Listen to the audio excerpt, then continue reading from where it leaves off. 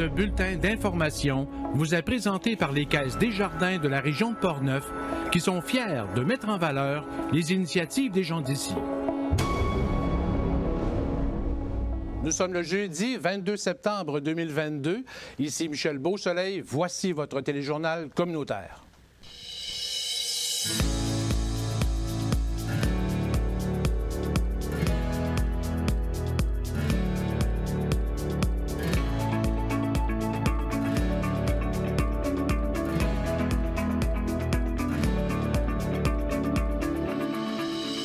Campagne électorale provinciale dans Portneuf. Nous recevons aujourd'hui en studio la candidate du Parti conservateur du Québec, Jacinthe Ève Harel. Ce mardi soir se tenait le débat entre 5 des 7 candidats aux élections dans Portneuf. Notre recrue journaliste Danique Julien nous fera part de ce qu'il retient de cet exercice.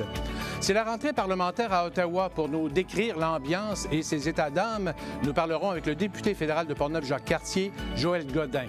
Et Charles nous fera un compte-rendu des travaux de la CPJC à la passe migratoire des saumons atlantiques de Cap-Santé. Alors, bonne émission.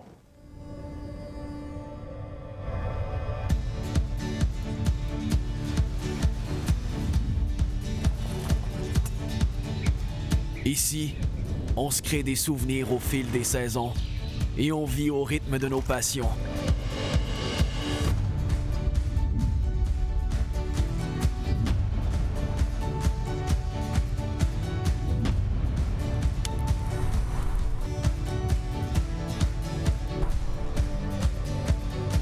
Ici, quand l'aventure nous appelle, on répond.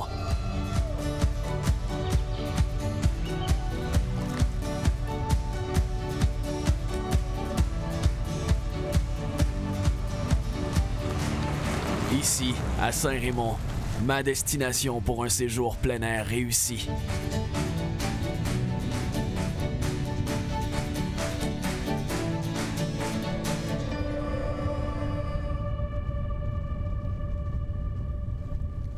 Les électeurs du comté de Portneuf auront le choix entre 7 candidats sur le bulletin de vote suite à la fin de mise en candidature samedi après-midi dernier.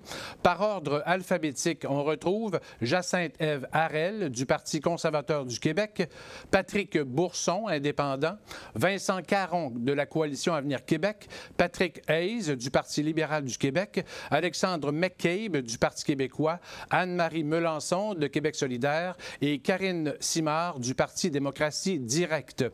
Le vote par anticipation se déroulera ce dimanche et lundi, les 25 et 26 septembre, de 9h30 à 20h. Et le lundi, 3 octobre, les bureaux de vote seront aussi ouverts de 9h30 à 20h. Rappelons que pour voter, il faut être inscrit sur la liste électorale à l'adresse de son domicile. Il est possible de vérifier son inscription en ligne sur le site d'Élections Québec ou sur l'avis d'inscription que vous avez sûrement reçu ou probablement reçu par la poste. Si votre nom n'est pas inscrit ou s'il y a une erreur, on a jusqu'au 29 septembre à 14h en personne pour corriger la situation auprès de son directeur ou directrice de scrutin de sa circonscription. La candidate du Parti conservateur du Québec dans Portneuf, Jacinthe Ève Harel, native de Donnacona, affirme qu'elle apportera du changement dans Portneuf, une région négligée qui a même régressé dans certains secteurs comme les études de niveau secondaire. Écoutons justement un extrait de son allocution lors de la visite de son chef Éric Duhem à Donnacona le vendredi 16 septembre dernier. Alors, à plusieurs égards, il y a des dossiers qui ont non seulement pas progressé, mais qui ont régressé. Alors, moi, je suis ici vraiment pour apporter du changement, puis pour qu'on parle de Portneuf. Je vous le dis, je répète souvent que je veux faire propulser Portneuf. Je veux propulser Portneuf vers un autre niveau. Et ça, bien, on va le faire tout le monde ensemble, avec les élus municipaux, avec les entrepreneurs, avec les citoyens. Mais je veux vraiment travailler en collaboration avec tout le monde pour propulser Portneuf, faire parler de Portneuf et promouvoir le développement économique, le développement touristique et le développement de nos services.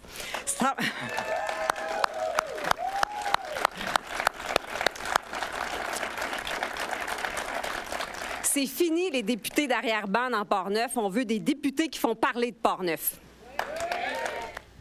Madame Harel est avec nous en studio ce soir. Bonsoir, Madame Harel. Madame Harel, avant de parler, de revenir un peu sur comment vous voyez le comté de Portneuf, parlez-nous un peu de votre cheminement, parce que vous avez fait beaucoup de choses dans votre vie. Vous avez été journaliste, parce que vous êtes native, en fait, de Donnacona. Oui, je suis native de Donnacona. J'ai grandi ici. J'ai fréquenté l'école primaire La Saumonière à Donnacona, puis l'école secondaire Donnacona. Par la suite, j'ai quitté la région pour aller faire mes études à l'Université d'Ottawa en sciences politiques et en criminologie. Et puis, j'ai travaillé là, comme intervenante à la direction de la protection de la jeunesse.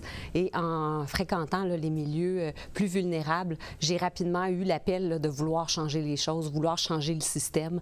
Alors, je me suis dit un jour, c'est sûr que je vais faire de la politique pour changer le système, mais à 22 ans, je me sentais pas équipée puis outillée pour faire de la politique. Alors, je me suis dit, bien, je vais commencer par devenir gestionnaire, puis à petit niveau, à petite mesure, je ferai des petits changements comme gestionnaire jusqu'à temps que j'ai un jour là, les outils qu'il faut pour me sentir confortable de me lancer en politique, parce qu'il y a des jeunes politiciens qui font très bien le travail, mais moi, personnellement, c'était comme ça. Et puis voilà, je suis devenue gestionnaire dans le réseau de la santé. J'ai une carrière principalement comme gestionnaire dans le réseau de la santé, mais en 2014, j'ai quitté parce que j'en n'en pouvais plus de travailler dans un système dysfonctionnel. Je suis une fille de résultats puis une fille d'action. Puis dans un système lent comme le réseau de la santé, un système dysfonctionnel comme ça, j'en pouvais plus. Alors j'ai tout quitté, cette stabilité d'emploi, puis j'avais une carrière fort enviable là, parce que j'avais gravi les échelons, puis j'étais rendue à un beau niveau de carrière. Mais j'ai tout quitté ça. J'allais faire un cours en journalisme, puis j'ai fait quelques années de journalisme qui m'a menée éventuellement à devenir candidate en 2018 avec la CAQ. Et ça a été ma première initiation là, dans le monde politique. Par la suite, je suis devenue conseillère politique pour un ministre. Et puis, me voilà dans ma deuxième campagne électorale avec ce désir là, de changer les choses. Mais depuis 2 ans, je suis retournée comme gestionnaire dans le réseau de la santé. Donc, en ce moment, c'est ça ma profession. Qu'est-ce qui fait que, quand on pratique le journalisme, un peu comme vous avez fait un peu ce que je fais actuellement, quel est le déclic qui fait qu'à un moment donné, on décide de se lancer en politique? De vous, justement. Quelle est la motivation première? Oui. Bien, en fait, moi, je faisais du journalisme régional comme vous. Alors, j'étais très intéressée par ce qui se passait au niveau régional. Mais quand on fait du journalisme régional et qu'on a différents députés de différentes formations politiques, on voit la façon de travailler des différents partis. Et à force de côtoyer ces différentes manières ou ces différentes cultures d'entrevoir la politique, j'avais Véronique Yvon du Parti québécois dans ma couverture journalistique. J'avais M. Legault de la CAQ et j'avais Lise Thériault du Parti libéral. Donc, je voyais les différentes façons de fonctionner. Et à force de couvrir ça, puis à force de couvrir l'actualité, bien, on se découvre des affinités. Puis à un moment donné, mais je me suis dit, mon Dieu, la neutralité journalistique, je l'ai plus, l'objectivité, je l'ai plus, je le ressentais de plus en plus. J'avais un penchant. C'est un engagement, vous sentiez l'engagement. Oui. Et là, je me suis dit, bien, ça n'a pas de bon sens, je peux pas. Je sens que je commence dans ma tête à avoir un parti pris. Donc, bon, ça teintait pas ma manière de traiter le journalisme, mais j'ai quand même eu un appel, puis mes caméramans me disaient « Oh, c'est bien toi, Monsieur Legault, on sait bien. » Donc, effectivement, ça fait en sorte qu'à un moment donné, j'ai dit « Bien, il est temps que je participe au changement. » Puis dans ce temps-là, bien, en 2018, la CAQ, c'était ça qu'elle proposait, hein, du changement. Et moi, je suis une fille de changement, d'action, de transformation, parce que je veux vraiment améliorer les choses. Donc ça m'a beaucoup parlé, et c'est ce qui a fait que j'ai fait le saut en politique. Et donc, vous avez été candidate. Oui. Par contre, vous n'avez pas été élue. Non. Évidemment. Mais comment vous avez vécu cette expérience, justement, de campagne électorale? Bien, je me présentais dans un château fort libéral. Ouais. Donc, c'est sûr que Nicole Ménard, qui était députée depuis déjà quelques mandats, je savais qu'elle avait des bonnes chances d'être réélue à nouveau, mais il y avait quand même une vague caquiste. C'était une belle première expérience en politique. Je suis arrivée deuxième à 2400 voix d'écart. Donc, un résultat quand même très fort. J'ai eu 10 000 quelques centaines de personnes qui ont voté pour moi. Ça, c'est comme une grosse... Même si on perd, là, c'est une grosse dose d'amour. On se dit, il y a 10 000 quelques cent personnes qui ont cru en moi puis qui ont appuyé ma candidature en votant. Donc, c'était quand même une très belle expérience de côtoyer aussi les milieux municipaux, les entreprises, de côtoyer les citoyens, d'entendre les préoccupations, de voir les niveaux aussi de gens qui sont peu politisés, très politisés, qui ont des perceptions différentes aussi. On se rend compte aussi des failles de notre système d'éducation parce que, clairement, les gens ne sont pas tous politisés au même niveau. Donc, ça porte aussi à réflexion. Mais par la suite, je suis devenue conseillère, étant donné que j'ai terminé avec un résultat quand même honorable, mais j'ai pas gagné mes élections. Je suis allée conseillère politique pour un ministre. Et là, c'est là que j'ai eu la plus grande piqûre. C'est à ce moment-là que j'ai eu la plus grande piqûre politique parce que, en étant près d'un ministre comme ça, je voyais vraiment comment fonctionne notre démocratie, les travaux parlementaires à l'Assemblée nationale, ce que j'aurais pas vécu si j'avais été députée dans la porte, la circonscription dans laquelle je me présentais. J'aurais pas été ministre si j'avais été élue. Alors là, je me disais, quelle chance de ne pas avoir été élue à ce moment-ci, parce que là, je vois le cheminement d'un projet de loi, je vois les commissions parlementaires, je vois comment ça se passe, l'étude des crédits budgétaires. Je suis en train de développer tout ce que j'ai appris à l'université dans mon bac en sciences politiques se concrétise et s'enracine, et je suis en mesure de voir vraiment comment ça se passe dans un cabinet de ministres et les négociations entre ministres. J'étais aussi responsable de tous les appels des députés en matière d'immigration. J'étais au cabinet du ministre de l'Immigration. Donc, les députés qui ont des enjeux, on appelle ça des codes comptés. Quand ils ont des codes comptés en immigration, c'est l'attaché politique ou le conseiller politique qui appelle. Donc, moi, je recevais les appels. Alors, j'étais en mesure de prendre le pouls partout au Québec et d'aider les députés dans leur démarche en immigration. Donc, j'ai beaucoup appris aussi sur l'immigration. C'était une école formidable. Ces 2 années-là, j'ai revu M. Jolin Barrette récemment, puis on a beaucoup de respect l'un et l'autre mutuel parce que ça a été une formidable école. Et là, je me présente en 2022. Oui. Mais pour le Parti conservateur. Oui, pour le Parti conservateur. C'est qu'est-ce qui a fait, justement, que vous avez vraiment choisi? Oui. Bien, ce qui m'avait interpellée à la CAQ, c'était les mesures les mesures un peu plus à droite qui étaient proposées par la CAQ. Et ça m'interpellait beaucoup d'avoir, par exemple, une gestion saine de nos finances publiques, d'éviter le gaspillage, de même décentraliser les services, les rapprocher des citoyens, diminuer la bureaucratie. Tout ça, moi, ça m'avait parlé beaucoup. Et en travaillant avec ce gouvernement-là, je me suis rendu compte tranquillement que ce qu'on disait en campagne électorale n'était pas nécessairement ce qui se passait sur le terrain. Fait que j'ai tranquillement découvert que la façon de fonctionner de ce gouvernement-là m'interpellait moins. Et jusqu'à ce qu'en 2020, je décide de quitter le cabinet avant la période de la pandémie. J'ai pas quitté parce que c'est pas en lien avec la crise sanitaire du tout. J'ai quitté avant. Mais je me sentais moins interpellée dans la façon de gouverner. On a vécu beaucoup de crises au ministère de l'Immigration. On a implanté des projets de loi.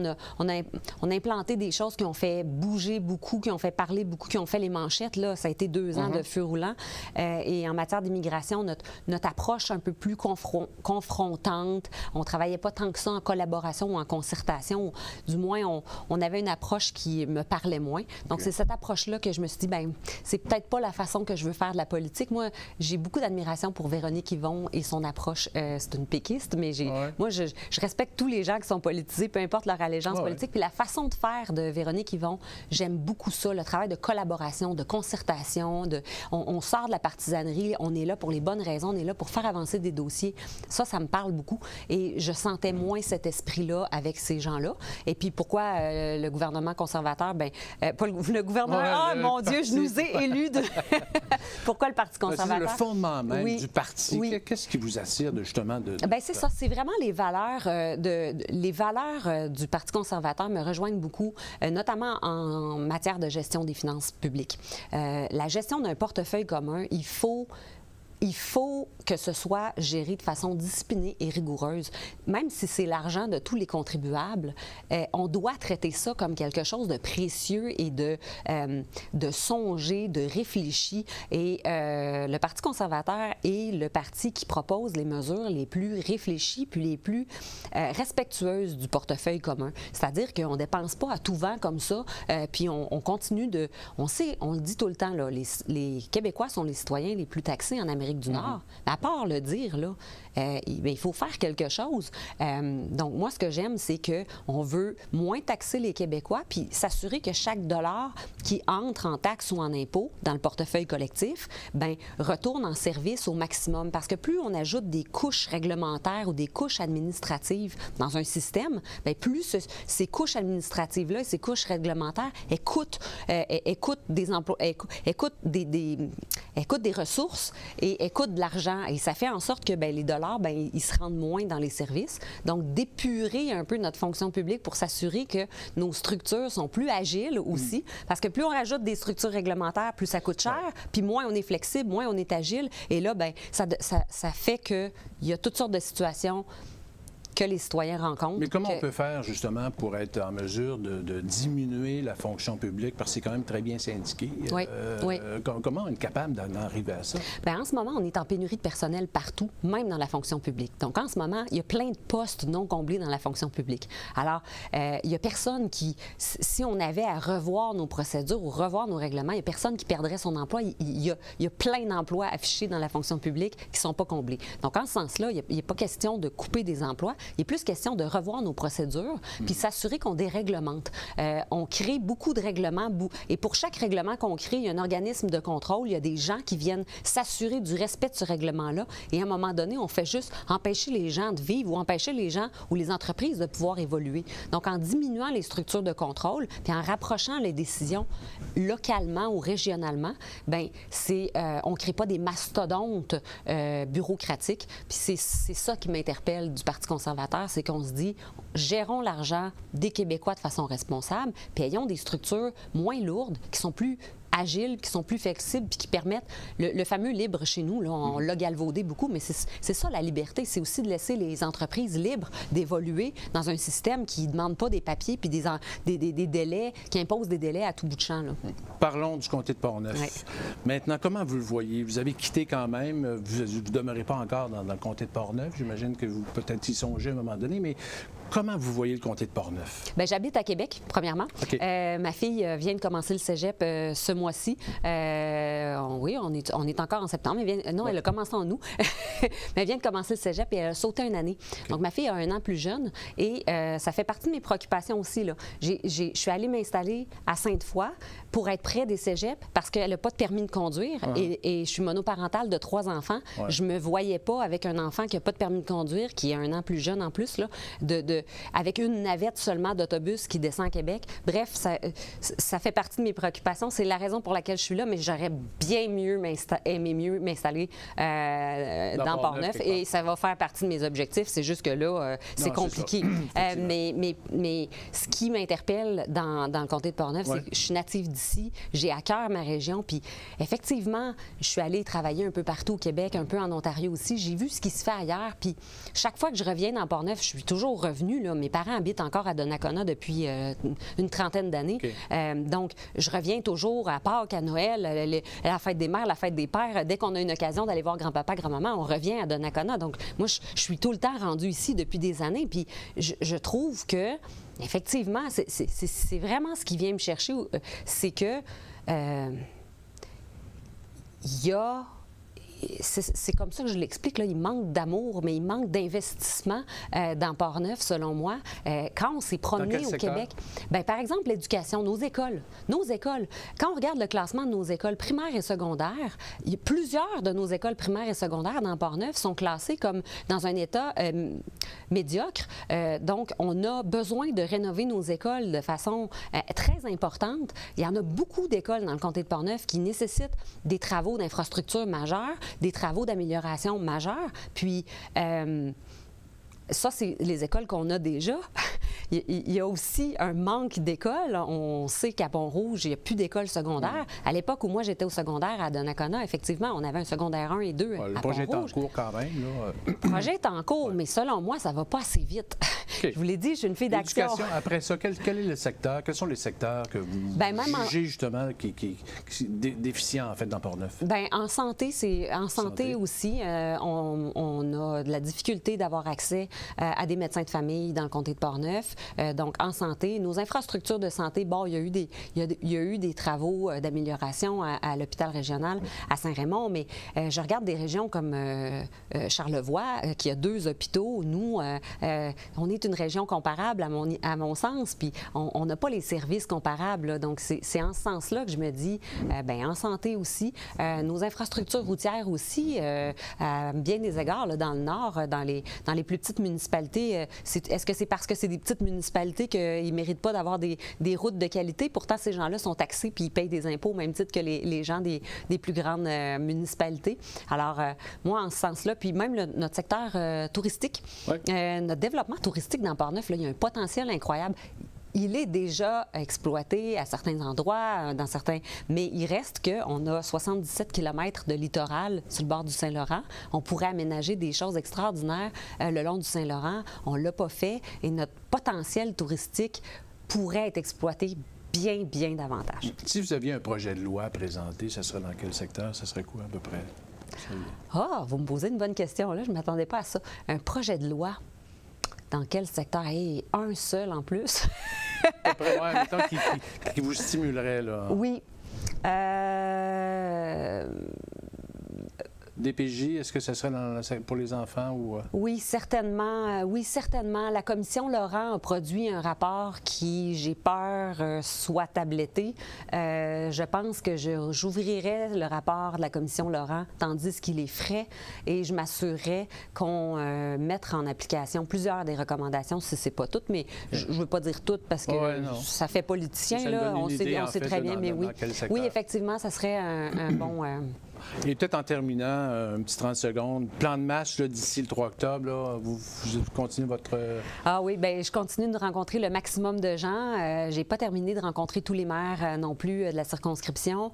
Donc, rencontrer les maires, je continue de visiter des entreprises. Malheureusement, j'aurai pas le temps de toutes les faire. Le 3 octobre arrive vite, mais c'est pas grave parce qu'après ça, je peux continuer aussi de faire les visites avec tous ceux que j'ai pas réussi de rencontrer. Mais je pense que le grand défi, c'est de me faire connaître le plus possible parce que... une fois qu'on démontre qu'on est là pour les bonnes raisons, bien, les gens, après ça, sont en mesure de faire leur choix en étant très bien éclairés. Jacinthe Ève Harel, candidate du Parti conservateur du Québec. Merci beaucoup. Merci. Bonne fin de campagne. Merci. Après la pause, des nouvelles et l'entrevue avec le député fédéral de Portneuf-Jacques-Cartier, Joël Godin.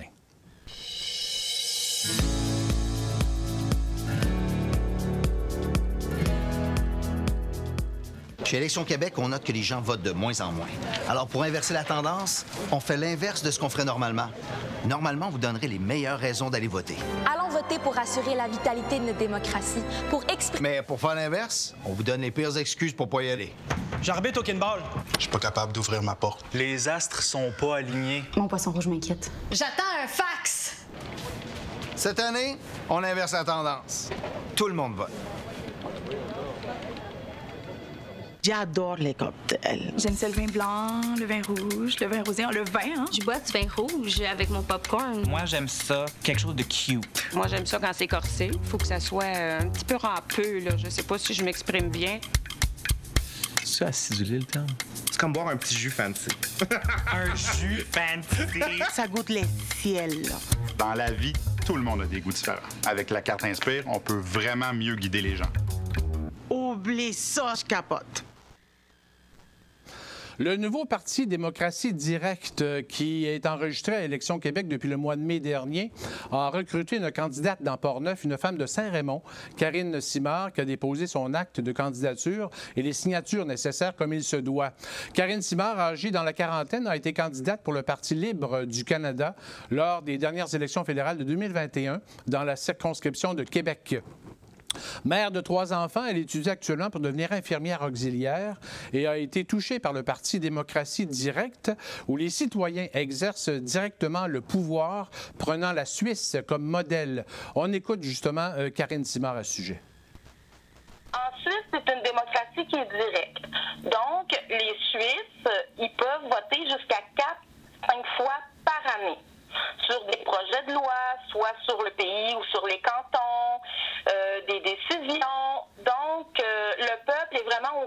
prise des décisions. Et c'est ce que nous, Démocratie Directe, on veut amener ici au Québec. On voit déjà Démocratie Directe dans d'autres provinces au Canada, mais en Suisse, ça fait déjà 150 ans qui fonctionne comme ça et ça va très, très bien. Ici, malheureusement, on vote une fois aux 4 ans et on n'a plus rien à dire. Nous, on veut emmener vraiment le peuple à décider, à se prononcer, à se responsabiliser sur certains projets de loi. Si vous allez sur notre site démocratiedirectquebec.com, vous pouvez déjà voir des gens de la population qui ont déjà mis des propositions et vous pouvez déjà même les appuyer. Donc, on voit que la démocratie chez nous est déjà en marche. Et c'est ce qu'on veut instaurer ici au Québec. On compte 19 candidats et candidates sur le site web de l'organisation et le chef Jean-Charles Cléroux est candidat dans Saint-Jean-sur-Richelieu. La candidate de Démocratie Directe dans Portneuf, Karine Simard, sera en entrevue à Info-CJSR jeudi prochain, jeudi soir 29 septembre. Le chef de la coalition Avenir Québec et premier ministre du Québec, François Legault, était dans Portneuf dimanche matin dernier, 18 septembre, devant l'église de Saint-Ubalde et accompagné de Vincent Caron, candidat dans Portneuf, et de Sonia Lebel, candidate dans Champlain. M. Legault a annoncé son intention, si son parti est reporté au pouvoir, de bonifier de 10 millions de dollars par année à compter de 2023, 2 programmes qui visent la valorisation et la préservation et la requalification des églises et du patrimoine religieux. Ces sommes supplémentaires serviront particulièrement à donner une seconde vie aux églises du Québec. Service correctionnel Canada a annoncé cette semaine le décès d'un des détenus à l'établissement de Donnacona, Sylvain Lévesque-Bazinet, survenu le samedi 17 septembre dernier. On ne connaît pas les circonstances de son décès. Sylvain Lévesque-Bazinet purgeait depuis le 16 mars 2018 une 3e peine fédérale de 5 ans, 4 mois et 15 jours pour des délits de vol qualifiés, agression causant des lésions corporelles, omission de se conformer à une condition, défaut de se conformer et liberté illégale. Ses proches ont été informés et lors d'un décès d'un détenu, le Service correctionnel du Canada examine les circonstances de l'incident et exige que le coroner soit avisé. C'est la rentrée parlementaire à Ottawa cette semaine. Pour nous décrire l'ambiance et aussi ses états d'âme, nous avons réalisé une entrevue par ordinateur avec le député fédéral de Portneuf, Jacques Cartier, Joël Godin, un peu plus tôt tantôt. Bonsoir, M. Godin. Bonsoir, M. Beausoleil. Comment allez-vous? Ça va bien, ça va bien. Ben oui. Je vous parle d'Ottawa. Malheureusement, je ne peux pas être en studio aujourd'hui. Ben oui, c'est ça, c'est la rentrée parlementaire cette semaine. Mais peut-être avant, M. Godin, parlez-nous un peu de votre séjour au Luxembourg. Vous avez signé justement une entente avec l'université. Racontez-nous un peu cet événement-là. Oui. En fait, ce qui est arrivé, c'est que moi, je suis président de la Commission des affaires parlementaires et il y a 1 an et demi, on a été sollicité par l'Université du Luxembourg, le professeur Philippe Poirier, qui nous a demandé que l'APF, l'Assemblée parlementaire des francophones, soit partenaire d'un master. Malheureusement, c'est une expression anglaise là, pour une maîtrise, là, mais c'est le master en études parlementaires alors, en francophone. Alors, c'est une première et c'est une collaboration avec différentes universités, dont l'Université Laval à Québec, mais il y a aussi sur d'autres continents, il restait l'Asie à être confirmée, mais l'entente, c'est un partenariat et nous, la Commission des affaires parlementaires, nous participons à l'élaboration du programme pour s'assurer de la conformité dans la pratique par les parlementaires.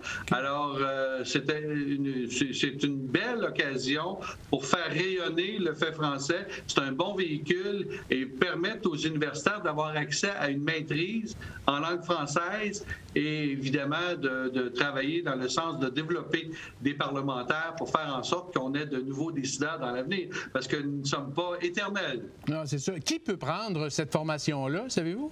Je vous dirais, c'est tous les universitaires qui sont intéressés à faire leur maîtrise dans ce domaine-là. Et à ce moment-là, ils n'ont qu'à communiquer avec leur université. Au Canada, c'est l'Université Laval. Il y a un partenariat également qui est à développer avec l'Université d'Ottawa. Mais la première université au Canada, c'est l'Université Laval. Et ce qui est particulier, M. Beausoleil, c'est que l'entente que j'ai signée avec le recteur de l'Université du Luxembourg, il est en fin de mandat et c'est un Québécois et qui revient au Québec. Okay. Alors, c'était assez particulier d'être au Luxembourg et de signer une entente internationale avec un Québécois qui connaît très bien la région de Québec. Ah, c'est bien. Monsieur Godin, beaucoup d'émotions au vote de M. Poilièvre, justement. Ça a été quand même assez important comme vote, justement, comme appui. Pour vous, qu'est-ce que vous avez ressenti, justement, lorsque M. Poilièvre a gagné la bataille contre M. Charest, évidemment?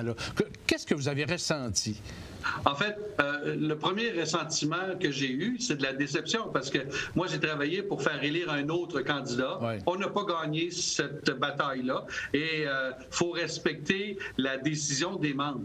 Et le deuxième sentiment que j'ai eu, c'est de dire « Wow, c'est impressionnant ». 68 des membres du Parti conservateur du Canada qui ont choisi ce chef-là. Ouais.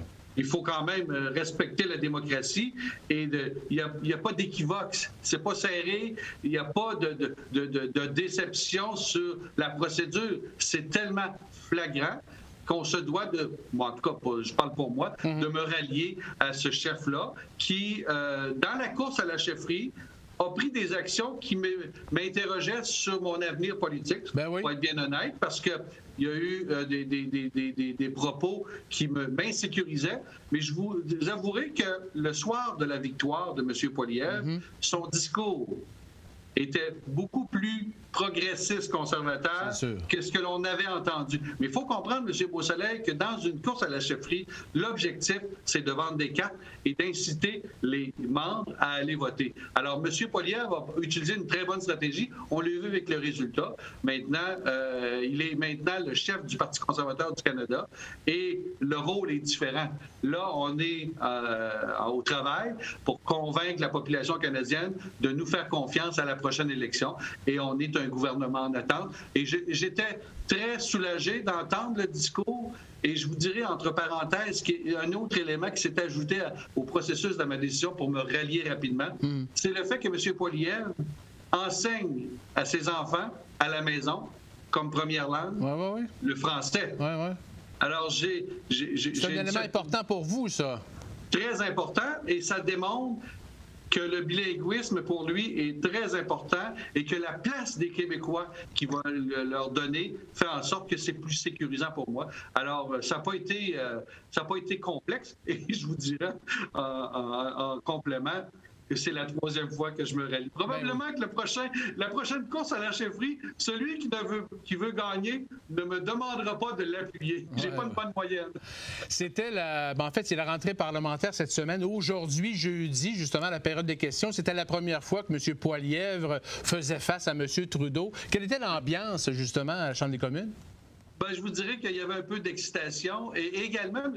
Beausoleil, il y avait aujourd'hui l'anniversaire du 50e anniversaire de la série du siècle. Et il y avait des joueurs d'Équipe Canada qui étaient sur le parquet après la période de questions. Mais si on revient à la période de questions, je vous dirais qu'il y avait un engouement de voir comment les deux batailleurs, on va le dire comme ça, allaient créer commencer le combat, parce que c'est un combat, et je vous dirais que ça s'est très bien passé. Et nous, ce que l'on dit au gouvernement de M. Trudeau, c'est qu'on veut aider les citoyens, on veut aider les aînés, on veut aider les jeunes, on veut aider les familles pour qu'ils puissent s'en sortir. L'économie, ça va pas bien, et on veut que le gouvernement n'augmente pas les taxes et les impôts. Parce qu'en temps de récession ou d'inflation importante, il faut donner le plus d'argent dans les poches des citoyens et on ne croit pas que la méthode que M. Trudeau a prise d'envoyer des chèques, en fait, c'est d'envoyer $1 puis en charger 2 sur le compte de taxes et sur le chèque de paye à chaque 2 semaines. Alors, en bout de ligne, le consommateur est toujours perdant. Il y en a moins dans ses poches. Nous, ce que l'on voulait, c'est ce que M. Poilièvre a démontré aujourd'hui. Et c'est un discours qu'on a entendu depuis le début de la semaine. Là, et c'est là-dessus qu'on va travailler cet automne. C'est une priorité. Et évidemment, on le disait tout tout à l'heure au niveau de ma sensibilité au fait français. Oui. On est encore dans le processus au niveau du comité de la modernisation de la loi des langues officielles. Oui. Alors, on est encore actif, on a repris le travail. Encore aujourd'hui, on avait un comité où on a rencontré des témoins pour faire en sorte de déposer, de présenter des amendements qui vont renforcer la modernisation de la loi des langues officielles. Je pense que ce qui est important, c'est que l'on puisse arrêter le déclin. Et avec mon nouveau chef, je me sens en sécurité. Maintenant, M. Beausoleil, je vous l'annonce, je ne sais pas, il n'y a pas personne qui sait qu'est-ce qui va arriver de nos responsabilités. Le nouveau chef s'est donné jusqu'à l'action de grâce pour prendre des décisions, à savoir qui va avoir les responsabilités dans le cabinet fantôme. Okay. Alors, je vais vous tenir au courant dès que j'aurai la décision de notre chef. C'est sa prérogative. Moi, je respecte ça, puis on verra. Mais je pense que mon étiquette de défenseur de la langue française est connue. Alors, le chef ça pourrait rester. Pierre-Paul Husse, justement, a eu la confiance, en fait, de votre chef. Il devient un peu votre chef d'équipe là, au Québec? Absolument. Il devient le lieutenant du Québec, c'est-à-dire que c'est lui qui va construire la prochaine équipe de candidates pour la prochaine élection. Et c'est lui qui fait nos représentations également. C'est lui qui est le lien entre le chef et nous, le caucus du Québec. Et il y a notre entière appui, M. Paulus. Là, il faut comprendre que c'est le seul qui avait appuyé M. Poilievre. On l'a vu avec M. O'Toole. C'est le seul qui avait appuyé M. O'Toole, c'était M. Martel. C'est lui qui était devenu lieutenant du Québec. Alors, c'est une pratique lorsqu'il y a des députés qui appuient. À ce moment-là, il y a un retour d'ascenseur. C'est tout à fait correct et on est très confortable avec ça, le caucus. Est-ce que ça vous inquiète, les déclarations, en fait, les affirmations de Poutine en Russie, justement, les dernières avant-hier, là, ce qui se passe, là, il y a comme des menaces importantes. Comment vous prenez ça, justement, à Ottawa? C'est quoi l'ambiance par rapport à ça? Je vous dirais qu'on est très, très, très attentif parce qu'on est assis sur une poudrière. Alors, il faut être vigilant, il faut prendre ça au sérieux, il faut faire en sorte que la communauté internationale se mobilise, elle se solidifie pour pouvoir intervenir si jamais il faut intervenir. Ouais. Maintenant, on n'est pas dans le secret des dieux et on fait de l'observation et il y a des négociations qui se font en coulisses là, auprès des différents pays pour protéger. En fait, c'est une protection de la planète, là, parce que M. Poutine, il y a des alliés quand même. Je vous dirais la Corée du Nord, la Chine. La Chine, on ne sait pas trop à quel endroit ils sont. Puis il y a d'autres pays plus petits là, mais la majorité de l'Europe, on est avec eux. Maintenant, il y a beaucoup de stratégies, il y a beaucoup de... Bien sûr. Puis des informations aussi, des fois, là, il y a des stratégies... mais c'est sûr qu'il y a de la désinformation. Mais vous savez, M. Beausoleil, en temps de guerre, parce que moi, je pense que la Russie et l'Ukraine, on peut appeler ça une guerre maintenant, il y a de la désinformation de part et d'autre, et on va avoir toute la vérité après que le conflit sera réglé. Maintenant, on marche sur des œufs, il faut être stratégique, il faut être prudent, mais à un moment donné, il va peut-être falloir agir. Maintenant, j'ai bon espoir qu'on va s'en sortir de façon la moins dommageable pour l'humanité. Et peut-être en terminant, suivez-vous un peu ce qui se passe politique provinciale? Absolument. Ce soir, à 20h, il y a un débat. Alors, c'est sûr que je serai très attentif à ce débat-là. Maintenant, l'important, M. Beausoleil, c'est que les gens aient voté. On est dans un pays où est-ce qu'on a accès à une démocratie. Alors, la démocratie, le premier geste, c'est d'aller voter.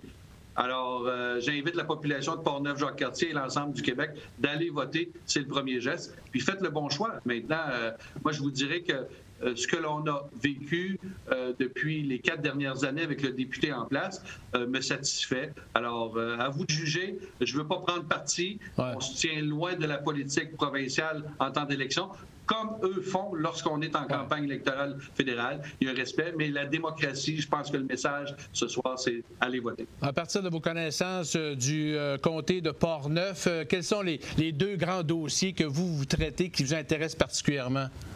Bien, écoutez, un élément qui est bien important, c'est la pénurie de main-d'œuvre. Ça, c'est majeur. Il faut donner des outils pour que les entreprises puissent reprendre la prospérité. Et vous savez, quand on crée de la prospérité, on se donne les moyens d'aider les moins nantis, ceux qui en ont le plus besoin. Alors, je pense que ça, c'est bien important. Il faut accélérer le processus d'immigration. Moi, je pense que l'immigration est une des clés. Il faut se souvenir que j'avais, en 2017, proposé une coopérative de travailleurs étrangers. Il y avait de la vision là-dedans. Maintenant, on essaie de le réactiver. Mais là, le problème est étendu. Et l'autre dossier, M. Beausoleil, il y a eu, puis c'est pas dans Port-Neuf, mais c'est dans la section Jacques-Cartier, mais il y a eu cet été une épidémie au niveau des producteurs de dindons et de dindes à Valcartier. Et c'est majeur. Il y a eu de l'euthanasie de bêtes et le problème, c'est qu'il faut reconstruire la production.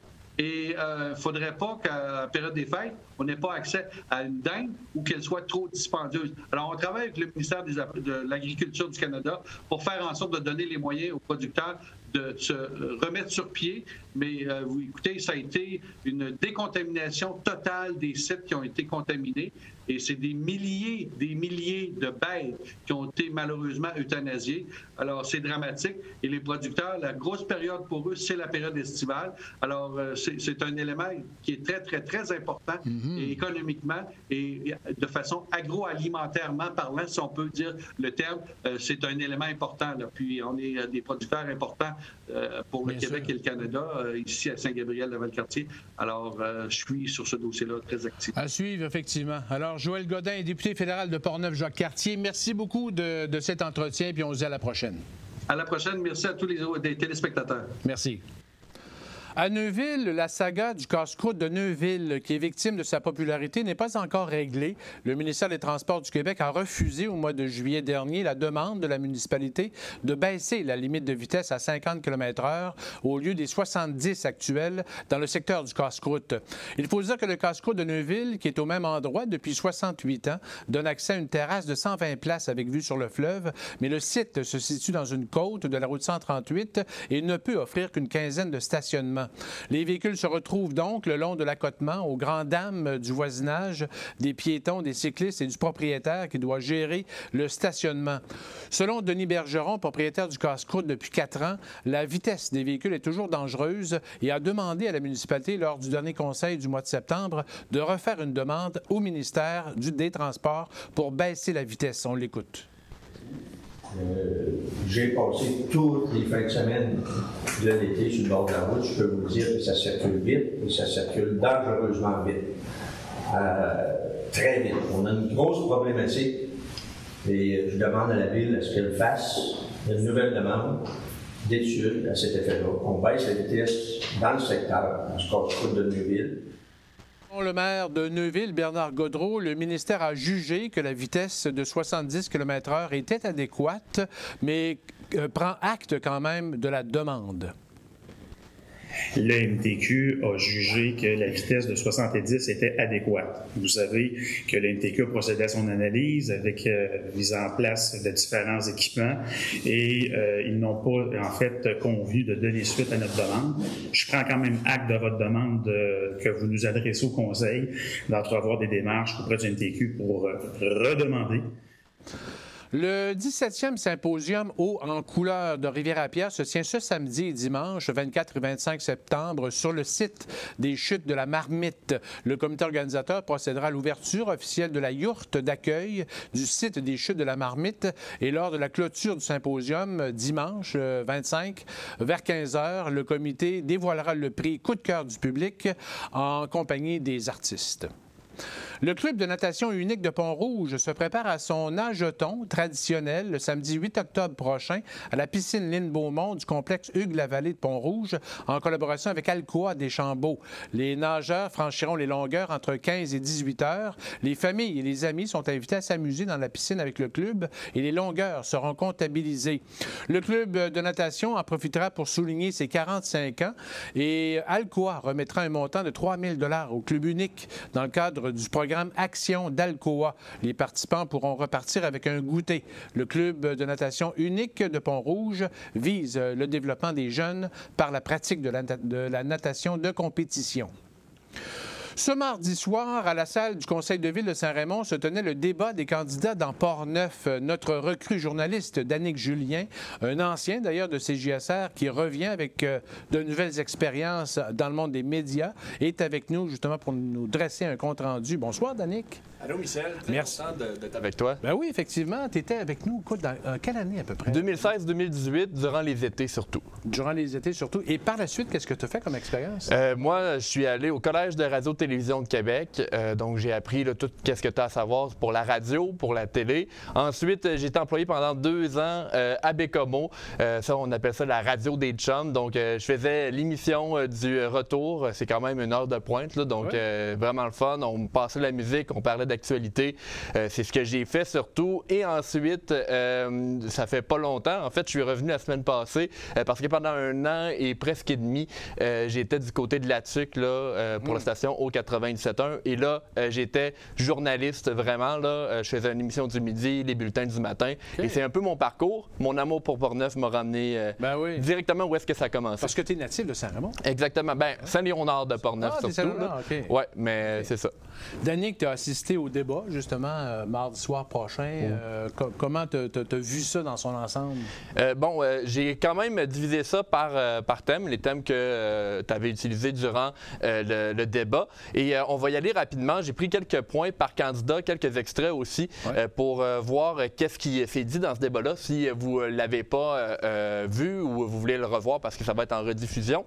Rapidement, dans la santé, on a Anne-Marie Melançon, elle, qui toujours, qui a dit que ça se passe par la prévention. Elle mentionnait qu'un dollar investi en prévention équivaut à 1,5 $ de valeur pour le gouvernement québécois. Elle a aussi dit que maintenir les soins à domicile en s'inspirant du Danemark, ce serait une chose à faire. Patrick Bourson, candidat indépendant, lui, explique qu'il faut s'occuper des aînés. Le candidat mentionne sa déception quant à la gestion de la CAQ dans les dernières années.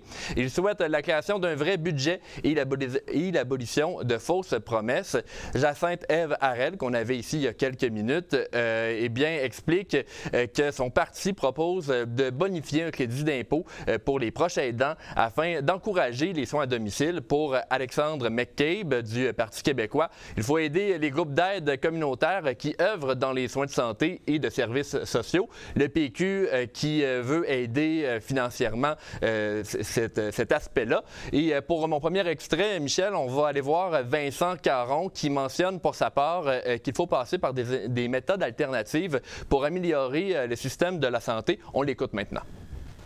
Donc il va falloir aussi adopter de nouvelles façons de faire. La télémédecine est de plus en plus une pratique qui se développe et on espère justement être capable de répondre à ces personnes qui veulent rester à la maison mais qui n'ont pas forcément accès à un médecin de famille, de pouvoir répondre à leurs besoins. Parce que comme je le disais tout à l'heure, avoir un médecin de famille c'est essentiel, mais dans certains cas le problème de santé qu'on vit peut être réglé soit par une visite chez une IPS, soit par le pharmacien, par exemple. Et maintenant, si on regarde du côté du transport, Michel, on va y aller avec le candidat indépendant, Patrick Bourson, qui parle encore du budget. C'est une chose qui est très importante pour lui, de voir que tout soit encadré financièrement. Vincent Caron, lui, mentionne qu'au sujet du transport en commun à Port-Neuf, la Corporation de transport régional, elle est efficace, mais manque de moyens. Il assure avoir tenté d'augmenter le budget pour ce genre de service en vain et affirme qu'il faut poursuivre les efforts dans ce sens-là. Pour Jacinthe Ève Harel, évidemment, on a parlé d'un sujet fort pour le Parti conservateur du Québec. C'est tout ce qui est tramway. C'est une chose qui, selon la candidate, n'a pas sa place pour Port-Neuf. Ce serait des coûts qui représenteraient pas vraiment d'avantages pour les contribuables de la région. Anne-Marie Melançon, de Québec solidaire, dit que plusieurs améliorations sont possibles pour le transport. Elle mentionne que le financement en région pour le transport en commun est attribué par le nombre d'usagers et non par l'utilité du service.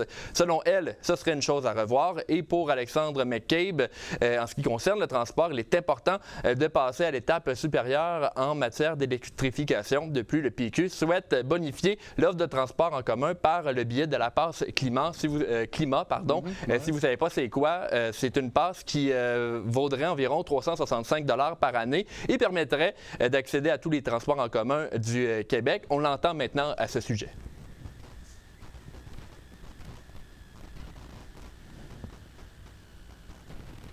C'est bien la passe climat, je pense que ça peut être une excellente réponse dans la mesure où on bonifie l'offre très clairement. Je pense que ça peut devenir une option intéressante, peu coûteuse et dans la mesure où on augmente cette offre qui peut devenir très flexible. Ça peut toucher aussi les travailleurs. On a plein de gens qui travaillent à Québec. Alors si l'offre est grande, si l'offre est belle, le transport en commun va devenir une avenue très intéressante. Un sujet qui est tout aussi captivant, Michel, c'est l'économie. Pour les candidats, si on commence avec M. Caron, il veut poursuivre ce qui a été fait lors de son précédent mandat. Il veut accompagner les entreprises et développer encore plus l'aspect touristique du comté de Portneuf. Mme Harel, elle, mentionne que le Parti conservateur a le cadre budgétaire le plus rigoureux et discipliné. Comme le Québec fait partie des secteurs les plus imposants en Amérique du Nord, le parti veut apporter des changements structuraux qui se traduiraient, par exemple, par des baisse d'impôts de 2 %. Pour sa part, Mme Melançon vise les bonus qui sont donnés aux dirigeants d'Hydro-Québec, de l'Auto-Québec et de la Sûreté du Québec. Ensuite, si on regarde pour Alexandre McCabe, il dit qu'il ne faut pas opposer l'économie sociale au reste de l'économie. En tant qu'indépendantiste, le PQ veut prendre en main la totalité de l'économie en formant un pays. Et finalement, M. Bourson, lui, croit que tout passe par le pouvoir d'achat. On l'entend sur une de ses suggestions.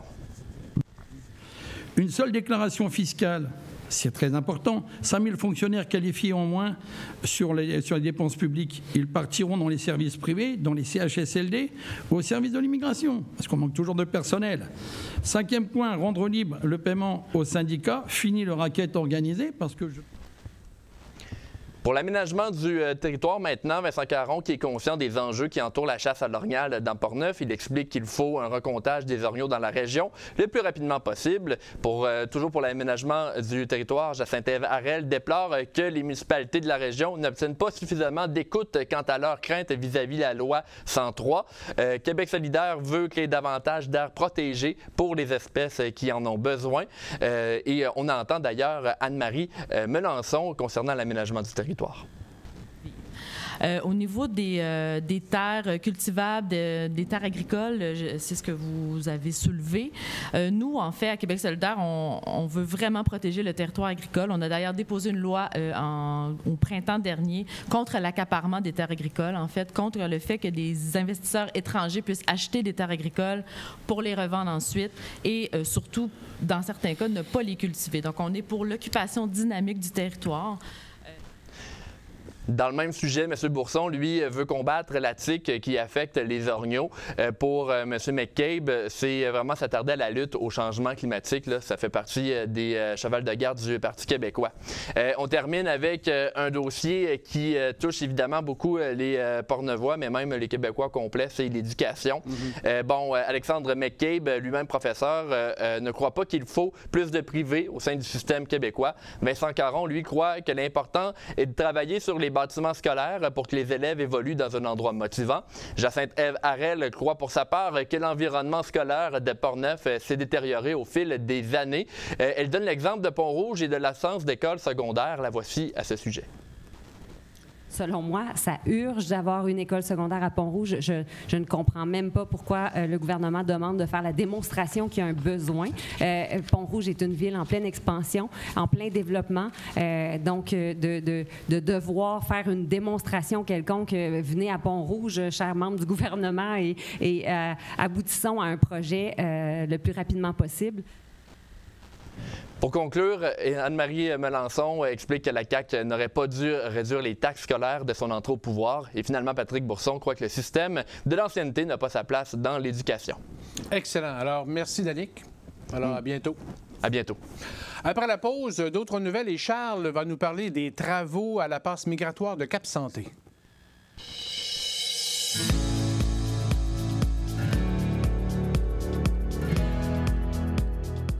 Chez Élections Québec, on note que les gens votent de moins en moins.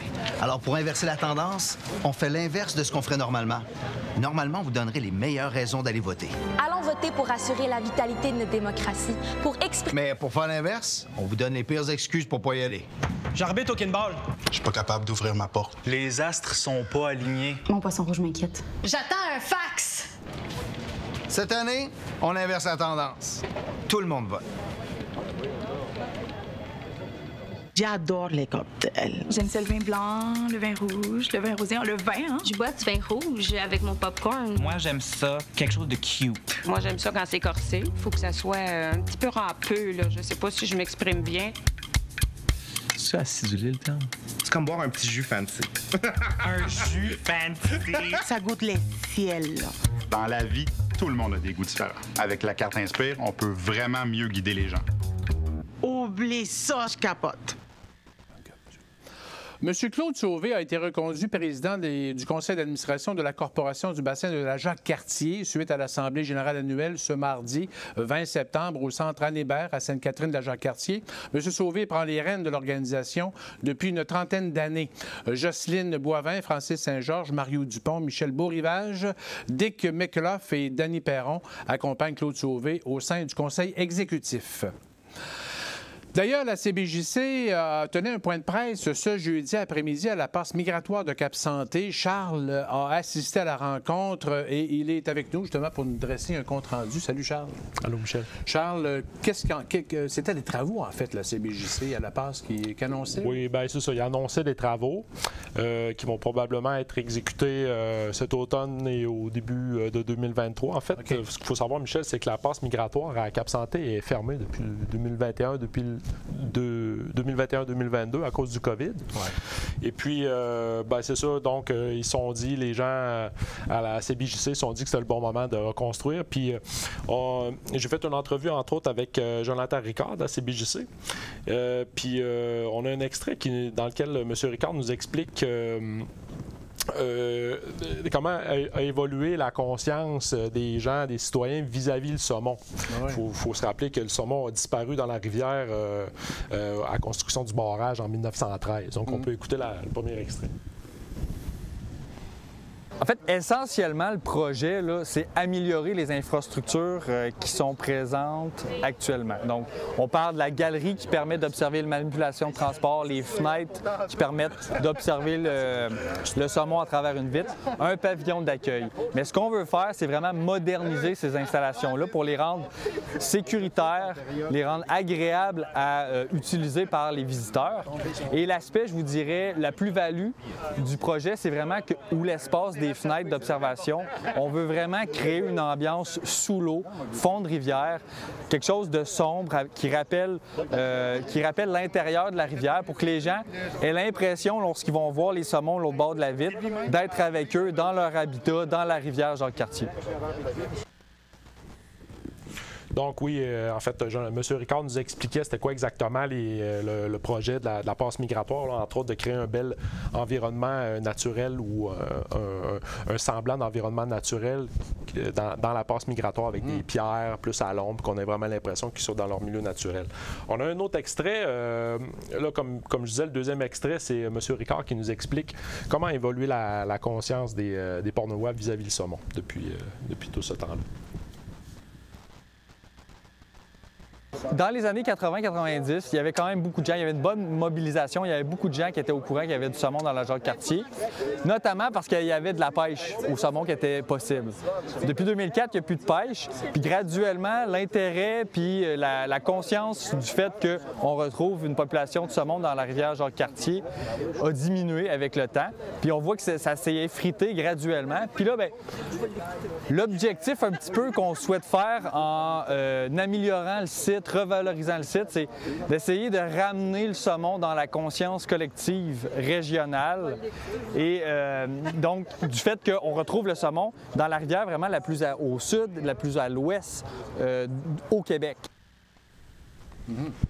Donc, c'est ça, un gros projet à l'embouchure de la rivière Jacques-Cartier à Donnacona. C'est Tergos, une firme de design d'architecte qui a des racines dans Port-Neuf, qui a réalisé les plans des bâtiments. Alors, donc, ça devrait être complété, ça, j'imagine? Il espère. On me dit que la CBJC espère pouvoir commencer à l'automne et que ça se terminerait probablement en 2023. Moi, je vais suivre ça de près parce que, ça, comme tu sais, je suis plusieurs... Est-ce qu'on sait, parce qu'on a battu des records, justement, là, au niveau de la passe migratoire cette année, je pense, au niveau du nombre de saumons?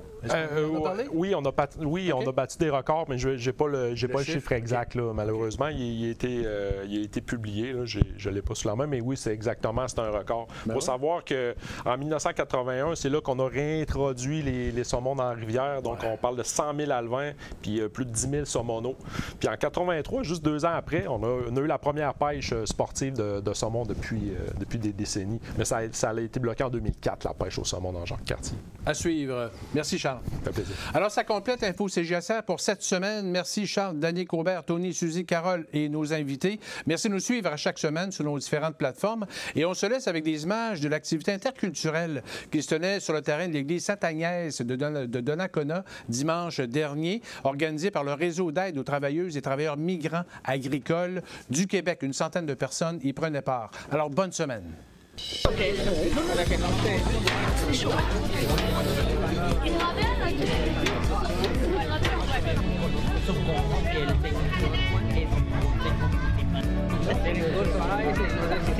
Ah, no, yo no necesito curso, solamente sigo.